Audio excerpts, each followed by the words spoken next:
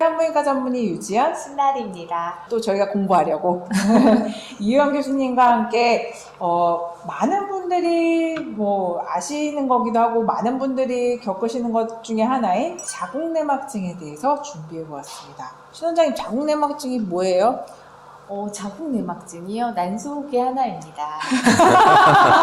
우리 교수님 중에서 좀 더 자세히 알아볼까요? 교수님, 자궁내막증이 뭘까요? 이제 상상을 한번 해보시면 이 자궁이라는 것은 안쪽에 얇은 막이 있습니다. 이제 안쪽에 있는 막, 그래서 제가 이제 자궁내막, 줄여서 내막이라고도 하는데요. 생리라는 거는 이 내막이 이렇게 부풀어 올랐다가 이게 이제 혈액의 형태가 돼서 밑으로 이렇게 쏟아지는 게 보통 한 달에 한 번 있는 그런 생리라고 이해를 하시면 되고요. 이러한 그 자궁 내막 세포들이 실제로는 있어야 될 곳이 아닌 곳에 있는 걸 저희가 통칭해서 자궁 내막증이라고 합니다. 예를 들면 이제 생리를 하실 때 누구나 역류를 합니다. 네, 그러면 나팔관을 통해서 자궁 내막 세포가 복강 안으로 들어가게 되죠. 대부분은 이런 자궁 내막 세포가 살던 환경이 아니기 때문에 죽습니다. 쉽게 말하면. 근데 이제 이 체질에 따라서 이런 것들을 받아주게 되면 복강 안에 있는 장기들의 이러한 이 자궁 내막 세포들이 살게 됩니다. 문제는 거기서부터 시작이 되죠. 이제 한 달에 한 번 보통 이 여성 호르몬의 영향을 받아서 자궁 내막이 이렇게 부풀어지는데요. 자궁 내막에 있지 않는 그런 자궁 내막 세포들, 예를 들면 복강 안에 있는 자궁 내막 세포들이 마찬가지로 한 달에 한 번 증식을 합니다. 이러한 증식이 된 세포들은 마치 이 생리혈과 같은 혈액에 좀 고이게 되는데요. 이제 이런 것들이 계속 매 사이클마다 조금 더 커지고 조금 더 커짐으로 해서 이제 어느 순간 이 혹을 형성하게 되고 일반적으로 제일 많이 이 자궁 내막증이 형성된 쪽이 난소입니다. 상상해 보시면 나팔관을 바로 빠져나가자마자 바로 만나는 장기가 난소거든요. 그래서 난소에 생기는 자궁 내막증이 실질적으로는 제일 많고 이런 혹같이 되는 형태를 자궁 내막종이라고 부릅니다.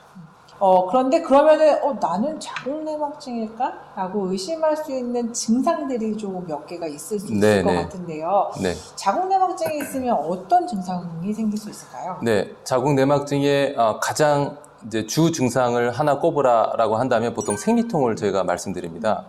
아까 말씀드렸듯이 이제 자궁내막증이라는 것은 이 자궁 밖으로 어딘가에 이 골반 장기 어딘가에 이런 자궁내막 세포들이 이제 증식을 하는 거고요. 한 달에 한 번 증식을 하기 때문에 그쪽으로 이렇게 쉽게 말하면 붓습니다. 그러면 한 달에 한 번 심한 통증이 생기고, 그래서 주로는 이제 심한 골반통을 호소를 하시는데요. 저희가 이제 증상의 관점에서는 1차성 생리통과 2차성 생리통 이렇게 나누는데요. 보통 이제 1차성 생리통이라는 건 약간 체질적인 생리통입니다. 대부분 생리 기간에만 아프고 통증으로 조절이 잘 되죠. 근데 이제 2차적 생리통이라는 거는 일반적인 생리통보다 훨씬 심한 생리통의 형태를 말하는데요. 예를 들면 생리 시작하기 전부터 아프다거나 생리 끝나고 나서도 한참 동안 아프다거나 또 이 약을 먹어도 조절이 잘 되지 않습니다. 보통 이제 이럴 때 이제 병원을 오시고요. 저희가 이제 이 문진이라든지 병력 처치를 해서 이렇게 좀 심한 생리통이 의심이 되면 그때 꼭 초음파를 봅니다. 가장 큰 이유는 혹시나 이제 내막증이 있나 없나를 살펴보는 거죠. 자궁내막증을 진단할 수 있는 방법은 잠깐 언급을 하시긴 했지만 어떤 방법이 있을까요? 네, 원칙적으로는 자궁내막증이라는 거는 결국은 조직학적 진단이긴 합니다. 그래서 이제 이 자궁 이외에 어떤 특정 부위에 어떤 병변이 보이고 그것을 조직 검사했을 때 마치 자궁 내막에 보이는 그런 세포들이 보이면 이건 이제 자궁내막증이라고 진단이 되는데요. 그렇다고 모든 자궁내막증을 수술하지는 않습니다.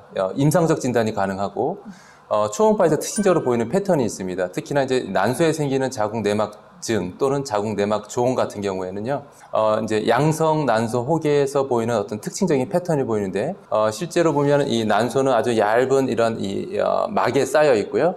난소 혹은 그다음에 그 안에 특징적으로 마치 고운 입자 같은 그런 이 혈액이 차 있습니다. 마치 생리혈 같은 것들이 똑같이 보이는데요. 네, 그렇게 됐을 때 저희가 임상적으로 자궁내막증으로 진단할 수 있고, 물론 이런 난소 혹의 형태가 아닌 일반적인 이런 복막의 자궁내막증의 형태로 오시는 분들도 계시고요. 그랬을 때는 복막 자체가 좀 두꺼워진다거나 이런 것들을 관찰하고 또 환자분의 증상을 종합해서 임상적으로 자궁내막증이라고 진단을 할 수 있습니다. 지금까지 자궁내막증에 대해서 자궁내막증이 무엇인지, 그리고 진단은 어떻게 하는 건지, 그리고 증상에 대해서 좀 알아보았는데요. 좀 너무 설명을 자세히 잘해주셔가지고 저희가 조금 더 자세히 치료에 대해서 다음 편에 준비해 보려고 합니다. 그래서 지금까지 유지연, 신나리, 네, 이유영이었습니다. 감사합니다. 감사합니다.